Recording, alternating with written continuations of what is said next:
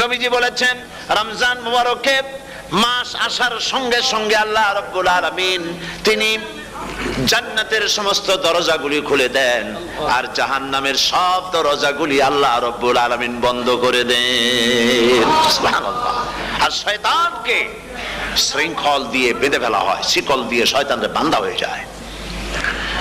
এই হাদিসটা যখনই শোনাই বিভিন্ন জায়গায় লোকেরা বিভিন্ন জায়গায় প্রশ্ন করে, হুজুর কোন তো যে শয়তানরে বাঁধতে হয়, কিন্তু রমজান মাস কত লোকের মদ খায়, মিথ্যা কথা বলে, তাহলে শয়তান বাঁধতে থাকবে কেমনে? এর ব্যাখ্যা হলো এই, কোন কোন ঘড়ি আছে একবার চাবি দিলে 6 মাস চলে, আরেকবার চাবি দিলে 2 বছর চলে, আবার চাবি দিলে লাইফ চলে যায়। কোন মানুষের শয়তানে এমন চাবি দিছে যে চাবিতে 6 মাস চলে, কোনটায় 10 মাস চলে, কোনটায় বছর চলে। রোজার মাসেও যারা গুনাহ করে শয়তানে এমন চাবি দিছে যে রোজার মাসে বন্ধ হচ্ছে না। এরা শয়তানের খপ্পরে পড়ে গেছে। আল্লাহ এই চাবি থেকে মুসলমানদেরকে হেফাজত করুন বলি আমিন।